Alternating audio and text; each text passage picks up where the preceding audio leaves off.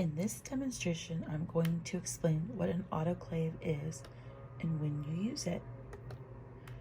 The first things you want to do before starting the autoclave procedure, you want to make sure that you're wearing personal protective equipment, a lab coat, eye protection, closed-toe shoes, heat-resistant gloves to remove items, and especially glassware. Packing and loading an autoclave.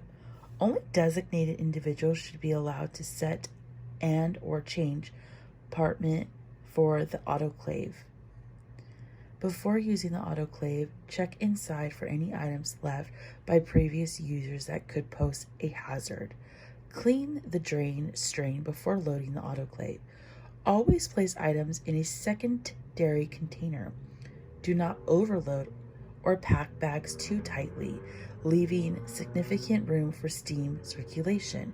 If necessary, place container on its side to maximize steam penetration and avoid interruption of air. Use only autoclave bags to package waste.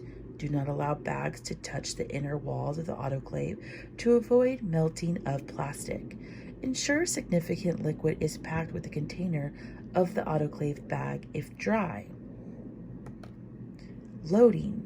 Placing soil, glassware, and labware in secondary containers and autoclave them in a solid cycle. Do not fill container more than 2/3 full with liquid. Loosely caps are used, vented closured. In case of clean glassware and wrapped instrument, lay them in a secondary container before the autoclave wrapped good cycle. For secondary containment, use autoclave tray made out of polypropylene, polycarbonated, or stainless steel. The tray should have a solid button on the side to contain the container and catch spills. Choose approximate cycle for the material. Insert section of cycle may damage the autoclave, causing liquid to boil over and bottles to break. Start the cycle and fill out the autoclave user log. A complete cycle usually takes between 1 to 1.5 hours. Close and lock door. Check temperature for 250 Fahrenheit, 121 Celsius every load. Do not to attempt to open the door while the autoclave is operating. Unloading an autoclave. Ensure the cycle is complete and both temperatures and pressure have returned to a safe range. Wear PPE are described above, plus an apron and face shield if removing liquid. Stand back from the door as the precautionary and carefully open door no more than 1 inch. This will release steam and allow pressure with liquid and containers to normalize.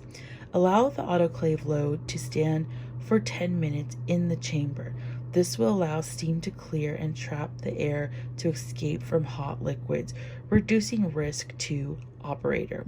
Do not angle containers to superheat liquids to remove caps before unloading. Place liquid in the area which clearly indicated the item is hot until the items cool to room temperature. Allow the autoclave materials to cool to room temperature before transporting. Never transport superheat materials. Place cooled autoclave biohazard bags in regular medical waste box. Autoclave indicate liquid may be disposed into a sanitary suit. Tape indicators. Tape indicators are adhesive backed paper tape with heat-sensitive chemicals indicating marking. Tape indicators change color by displaying designated stripes, the word sterile or autoclave when exposed to temperatures of 121 Celsius. Tapes indicate typically placed on the exterior of the waste load. If the temperature sensitivity tapes do not indicate that the temperature of at least 120 Celsius was reached during the sterilization process, the load is not considered decontaminated. If the tape indicates fail or 2 consecutive loads, notify the department safety manager. Tape indicators are not designed nor intend to provide the organisms to actually be killed. They indicate that the temperature of 121 has been achieved with the autoclave. EHS recommends that you do not use autoclave tape as the only indicator that decontamination or sterilization. Integrate chemical indicator strips. So here are some more information on the chemical strips.